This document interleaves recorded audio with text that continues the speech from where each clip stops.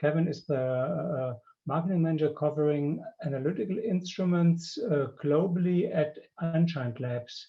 He has served various leadership roles and technical roles at Unchained Labs. He has published works and secured patents in the field of sustained antibody delivery and nanotechnology. And he has worked as a consultant to advance the development of biologics for severe major biopharmaceutical companies. He earned his PhD in bioengineering from the joint UC Berkeley and UC San Francisco bioengineering graduate program. And we look forward to your presentation where maybe you explain yourself the meaning of it, because I think there are some interesting contents behind. So we look forward to your presentation. Yeah, definitely. And first of all, hello from the west coast of the USA. So I can say good morning still very comfortably. Yeah, so a very interesting slide titled, Get the Skinny on LNPs with Stunner and Big Tuna.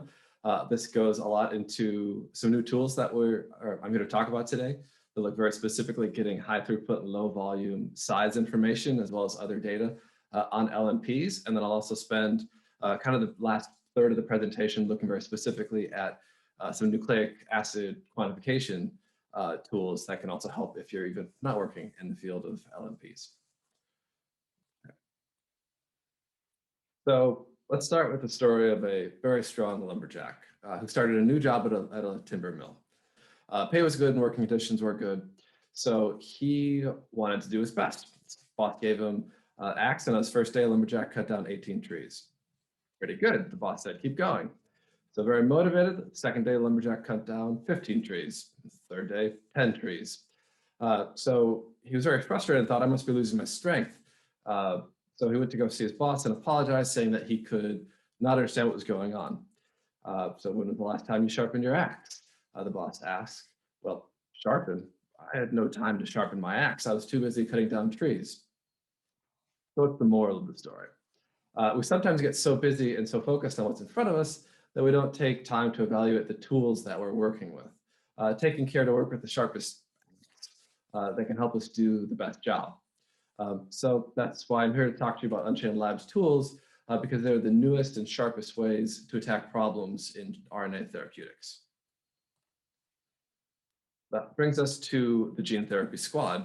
And Unchained Labs has been helping out with our gene therapy squad for all kinds of problems and all kinds of gene therapy tech. So we've been honing our tools to deliver answers and save boatloads of time for AAV and other viruses. But today I will highlight the problems that we can solve for RNA LMPs and other RNA therapeutics. So that brings us to the RNA LMP team, which is the Big Tuna and the Stunner. Big Tuna can automate time-consuming buffer exchange, cleanup, and concentration steps. And we have customers using Big Tuna for example, ethanol cleanup after formation of LMPs and LNP buffer exchange. Meanwhile, Stunner's new RNA LNP application gives you the power to do low volume, high throughput DLS while also using UVVis to look at total RNA quantification. So introducing you a little bit more to Big Tuna, it allows you to say goodbye to manual buffer exchange and long lines of the centrifuge by giving you the power to do up to 96 different buffer exchanges with only about 30 minutes of hands-on setup time, where you can just walk away and let Big Tuna take care of the rest of the work and do buffer exchange or cleanup on viral vectors, LMPs, nucleic acids, and protein samples. And we're starting to see this really take off, especially in the RNA LMP world. How Big Tuna works is by using a plate-based approach where there's a regenerated cellulose membrane on the bottom of a 96 or 24 well plate, and it applies positive pressure to use that as a molecular weight cutoff membrane and force the samples through it. So by doing this, you can get a wide range of sample volumes, depending on the consumable that makes sense with a throughput of your choice, and also use a wide range of molecular weight cutoff filters as well. And what's actually going on here is, because most buffer exchange is a manual, slow process that you're going to be tied down doing it all day, or you'll do a dialysis membrane and come back a few days later. we decided to automate that whole process. So you dodge all the lines of the centrifuge, and you dodge all of the unknowns associated with days of spinning a sample down, or with days of dialyzing a sample or using TFF or spinning a sample down. Big Tuna's approach is to first measure the sample volume in those two consumables that I showed earlier.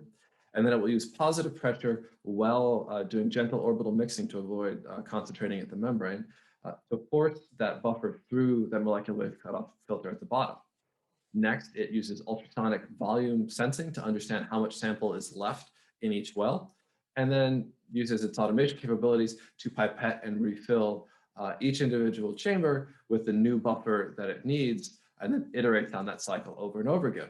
And the end result, because you're measuring volume at each step in the process, is that you understand exactly how well your buffer has been exchanged. So say you can set parameters to exchange to 95%, 99%, whatever you want kind of exchange.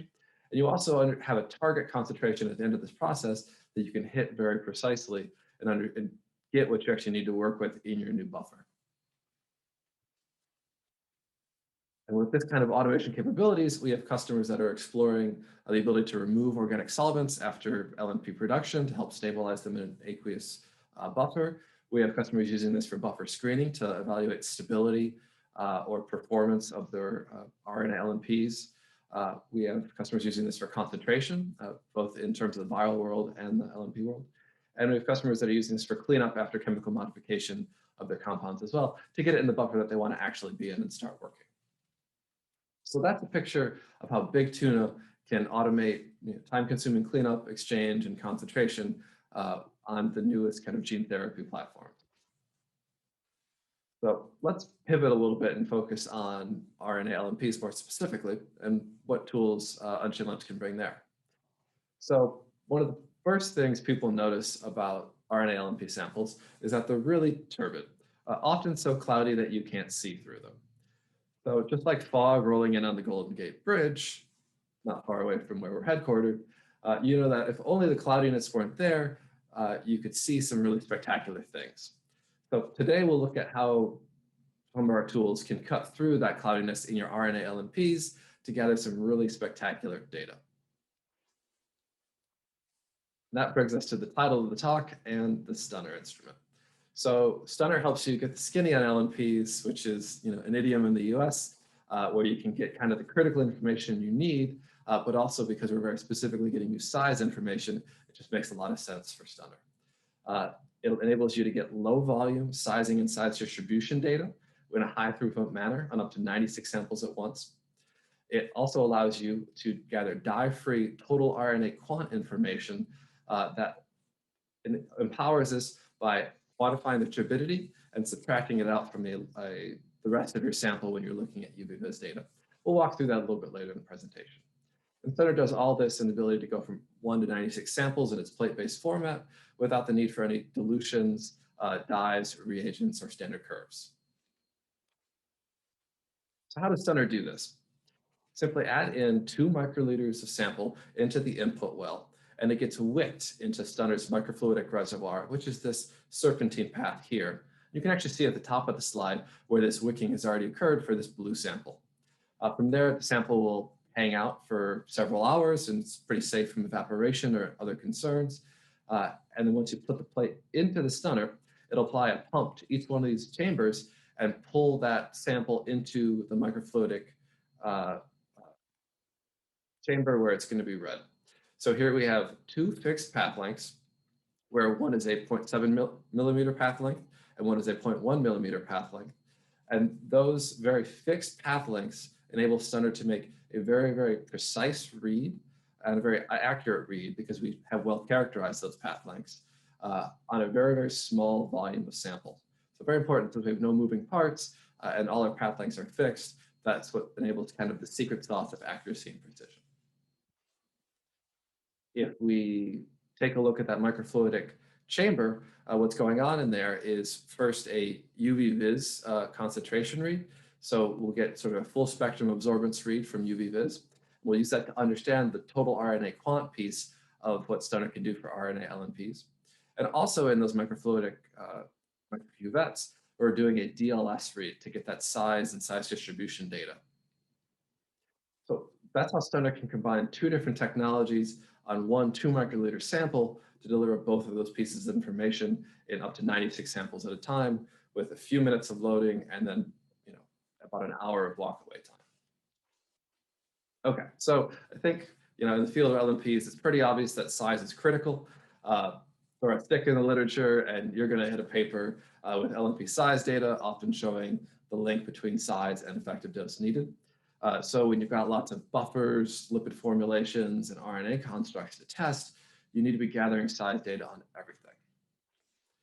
And that's how Stunner's DLS can help give you high throughput DLS data in up to 96 samples gathered in less than an hour.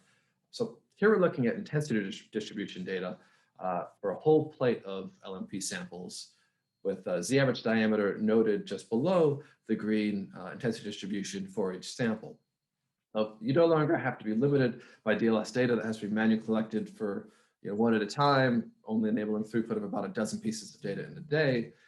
Now DLS can keep up with LMP sample production as fast as you can make them and give you the kind of throughput that enables you to actually do robust statistics by getting a high enough N on the samples that you care about.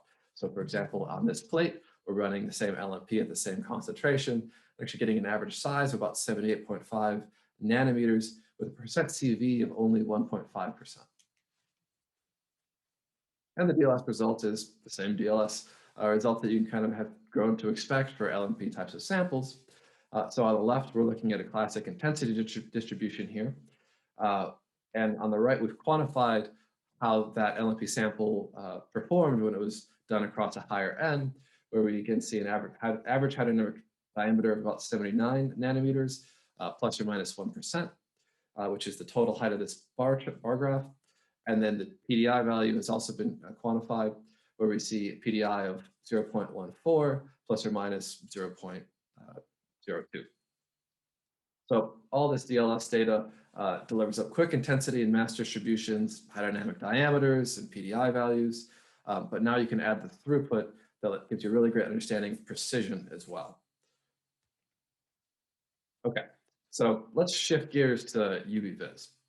Here we're looking at a vial of, probably what's the most famous drug in the world right now is the RNA LMP COVID-19 vaccine.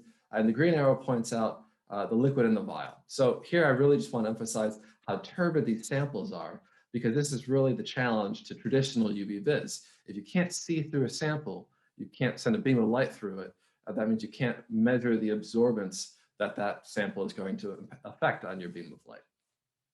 So any kind of plain vanilla instrumentation is going to have some major issues to overcome with that level of turbidity. Right. But if you load up an LNP sample into Stunner, into one of the sample wells, you can see it quickly being wicked into the serpentine chamber, which is what we see on the left, where that slightly milky kind of color is the LNP sample inside of that serpentine chamber. The whiter clear is actually empty parts of that path link, so you can kind of contrast those two colors to observe where the LNP sample is. And on the right side of this picture, we're actually seeing the result after this sample has been read, where the LNP sample has been pulled into the two microfluidic microcuvettes with the two different path lengths. And you can observe with these very, very narrow path lengths, now we can see through that turbid LNP sample. So that's a little bit about how the short path lengths on Stunner enable light to pass through and be read in absorbance measurements. What a typical result will look like on an empty LNP is something like this, where we're comparing the signal between the PBS sample and that empty LNP data, and all of the signal that we're seeing is coming from the turbidity of the LNP itself. So these LNPs create a whole lot of scatter, and that looks like absorbance, but it's actually just turbidity, and it's getting in the way of what you really want to do with your analysis. If we contrast that empty LNP sample to a LNP sample that's filled with a mRNA construct of firefly luciferase, we can see kind of by eye, there's a difference in the samples here. So on the left, we have just pure turbidity, and we can compare and contrast that to the full LNP sample, where we do see this slight bump just from the RNA absorbance and the other components of other LNP components in there. So To analyze this, we really need to separate out that turbidity signal from the LMP absorbance. And that's where Stunner's second piece of sort of magic comes in. It's the ability to unmix out that turbidity, where if we start from the raw data on the left, and we apply Stunner's deconvolution algorithms, we can take that total spectrum, which is in dark gray, and start subtracting things out. So we can subtract out turbidity, which we fit to the whole spectrum, and use that to understand exactly what signal is coming just from that scattering. And then we can fit to it RNA as well, and use that to get a very nice quantification of the total absorbance of RNA present in the sample. We'll also get a read of that turbidity in a quantitative manner, and we'll get a read of any other lipid and buffer components that we're looking for, like, for example, on our list is citrate buffers and cholesterol that can be present in an LNP. And all this is done in less than a minute per sample on that 2 microliter sample volume. And again, there's no dyes, reagents, or complicated workflow to get that total RNA quant piece of data. Right, so how does this compare to Ribograde? So on the left, the typical thing that people are using for RNA quantification for LMPs. So on the left, what we're doing is we're taking a look at that Stunner quantification of RNA versus its similar read done by an RNA assay.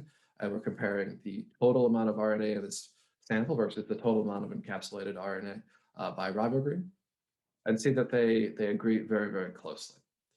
If we look at the right side of the slide, what we're doing here is taking a twofold dilution series of that same firefly luciferase mRNA LNP and showing highly linear results as we dilute that sample down from that approximately 80 microgram per mil RNA concentration all the way down that twofold dilution series, keeping a slope very, very close to 1 and an R squared well above 0.99, indicating that we have a very linear and precise dilution. So that's kind of the reminder. This is kind of the reminder that if we want to run that full plate of RNA LMPs to check RNA concentrations, you see exactly what we get here, where green is the signal absorbance that's been deconvoluted and attributed just to RNA. Gray shading is the turbidity, and the little black line is the total absorbance once the turbidity has been removed. And below each of these samples, we see the RNA concentration. So in this particular case, we're seeing an average total RNA of about 78.5 microgram per mil and a percent CV of about 1.5. And so Stunner gets you this kind of RNA data at the same time as it's gathering that sizing data. So all of those results are available at once on the same 2 microliters sample in less than an hour.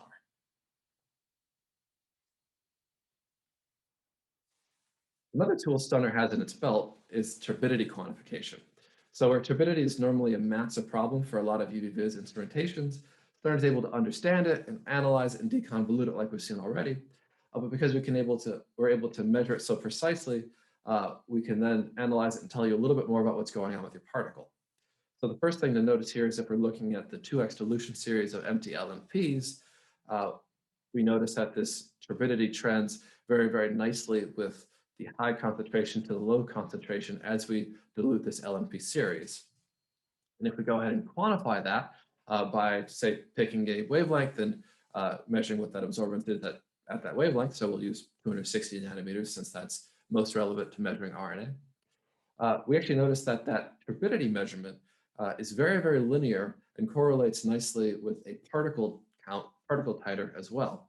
So here we're taking a full and an empty RNA LMP, so full in green, empty in gray. And what we've done is measure a particle titer at the stock concentration, and again done that 2x dilution series, and we measure turbidity as a result, and we see that it's very, very linear across that dilution series. This is one very quick, easy way to quantify that turbidity, and because it's going to scale a little bit differently with every LMP, with every size and payload that's different. It's the kind of thing where you can very quickly and easily build a standard curve on Stunner for quick checks of any kind of particle titer if RNA concentration isn't going to solve your problem that particular day. So that's how with Stunner you can cut through the fog to see kind of all the spectacular details of your LMPs. And at the top of the presentation, I mentioned a little bit about other nucleic acid quantification solutions. So let's transition over to that. And this is speaking just about, I have an RNA sample and I'm not going to run this in an LMP. It's going to be more like the last talk was about looking at just an RNA drug on its own. So if we still have just that RNA drug, we can use that the features of Stunner, which are still the same 2 microliters of sample volume and the throughput and the plate-based format to get answers on up to 96 samples in still under 10 minutes for quantification. And the results are extremely linear and precise and accurate. So if we take a look at this DNA dilution series here, where we've run across most of the dynamic range of Stunner, we can see that the results are very, very close to our target results, and that our CVs are indeed incredibly precise and generally below 1% for almost every sample run here. And our accuracy results are going to be within about 2% of our DNA standard. That quantification is something that we can do across an extremely wide range of nucleic acids. So you can see the dynamic range here at the bottom of the slide. And that measurement is done in a full spectrum measurement. So you can understand, indeed, also if there's contaminants or other absorbent compounds that are present in your sample and still maintain that linearity across a very large sample range. Showing a little bit more about the accuracy and the spot-on ability to quantify that Stunner brings to the table. Here, what we're doing is we're looking at NIST standards to even explore Stunner's accuracy and precision even more. And the idea with these NIST standards is to take a known concentration of tryptophan and a known concentration of uracil, run those across in a replicate across 5 different systems, and we see a percent bias, which is going to be a measurement of the deviation from our expected result of an average of less than 1%, and indeed, actually, all samples are less than 1.65%, which is kind of an amazing result and well within a 2% accuracy specification that we put on our instrument for analytical standards. So another thing that Stunner and its cousin Lunatic can help with is to look at nucleic acid sort of quality control. So here we're looking at a UV spectrum just associated from a pure and simple DNA result. So we're getting a concentration, and we're also getting several different quality ratios that we care about at an extremely high precision. But if we're getting that full spectrum data, we can also use it to dig up kind of the dirt in our sample. So if we get a absorbance measurement shown here on the left, where we have a DNA measurement by a traditional A260, we get just a sort of concentration of DNA in the sample of 129 nanograms per microliter. Not bad, but if you look at UV spectrum all day, you can see that there's a lot of signal here at 280, and the quality ratios of the sample probably are not on spec, and they're telling you that you have something else going on here.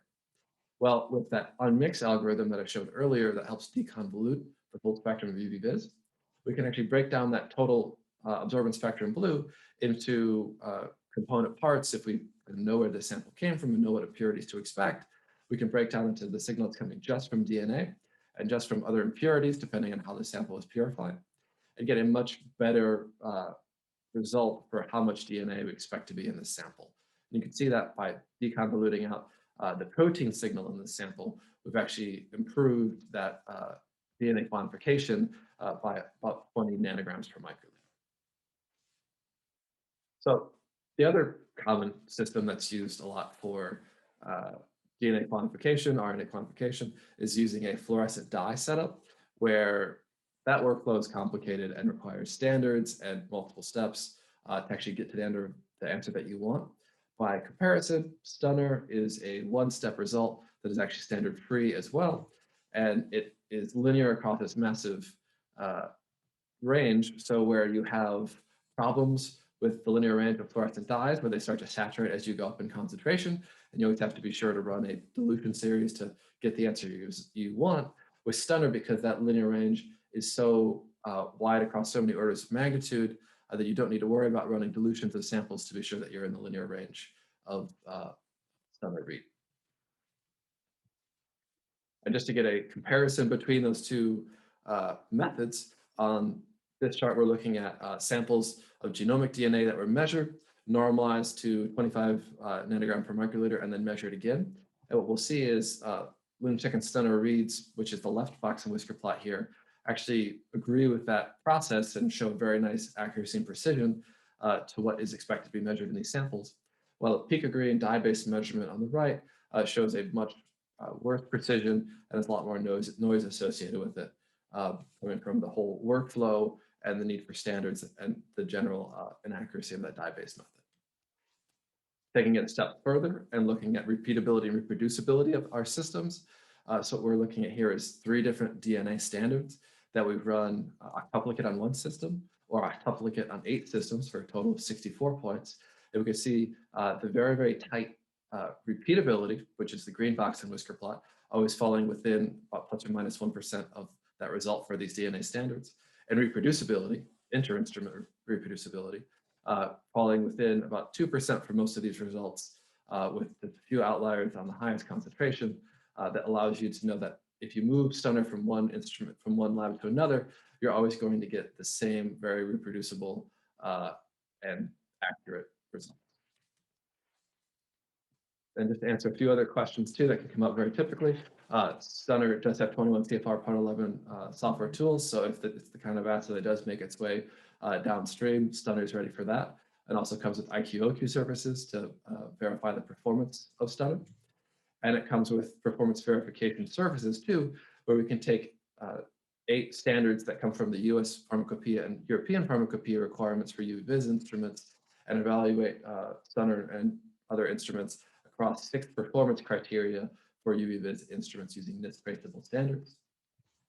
Or if it's something that you just want to show off the accuracy that I showed in this presentation in your own lab, there's the fundamental standards, which are certified tryptophan standards that give you access to looking at accuracy and precision and linearity across a wide range of absorbance ODs in a part of the spectrum that's very relevant to both nucleic acids and proteins at 280 nanometers.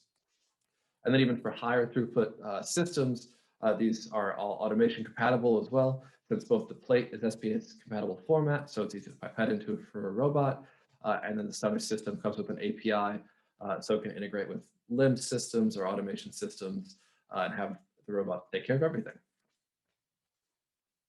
So that's the whole picture of Stunner, Big Tuna, and how Stunner delivers label-free, standard-free, hassle-free gene therapy quant, and now RNA LMP quant as well. And with that, I will stop and take questions.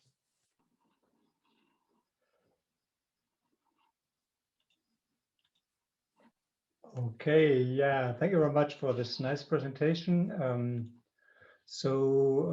I think there are already some questions. Let me look around. I have to figure out. Yeah.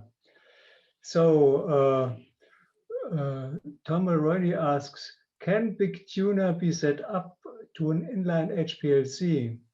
And why is it called Big Tuna anyway? Which would be also my question, maybe. So we have a lot of fun with our instrument naming. I'll take that one first. The rule for our instrument names, we have 2 rules. One is that it has to contain a UN in it. So we have everything from Uncle, Hunky, Stunner, Lunatic, Big Tuna, Hound, Bouncer, a wide variety. And it also has to be something that you can call a person. So Big Tuna, we felt really embodied this buffer exchange platform, and it's a nice nickname that we can use over here. The inline HPLC setup, no, so Big Tuna is, I guess you could consider it a batch-based approach, or maybe a plate-based approach, where you would load your initial plate, that 96 or 24 well format, and then load your buffers, and Big Tuna kind of takes care of the rest. Okay, then there's another question, more technical. How does the lipid formulation influence the absorbance? It's maybe an important question. Right.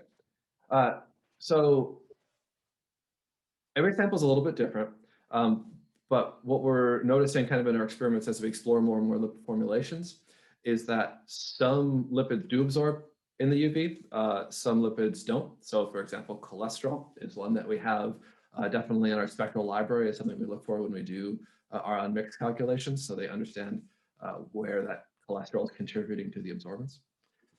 In terms of turbidity contributions, Again, every sample will be different, and we have a large library of turbidity curves that we're using when we fit those turbidity spectra, I guess you could say.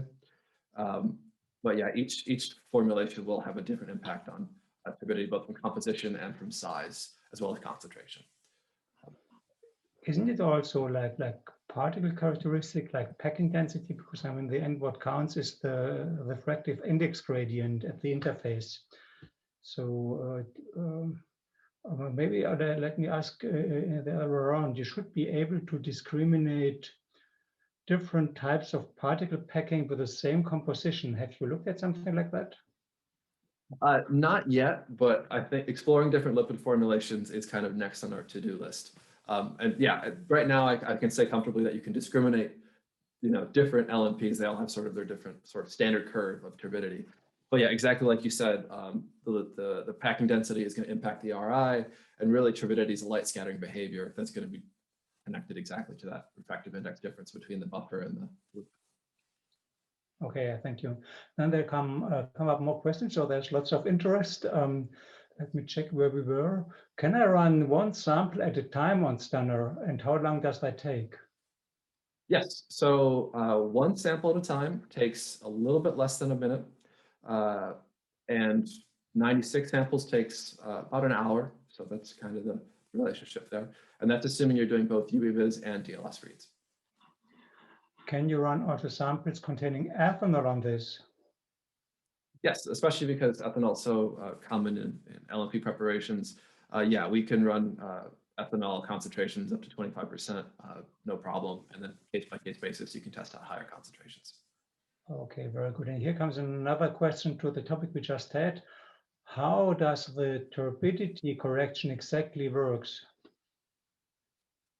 So the turbidity correction kind of has two steps. Step one is looking at the whole spectrum. So we gather from 230 up into the 700s. But most of the turbidity impact is going to be between about 400, 500, and 230 nanometers.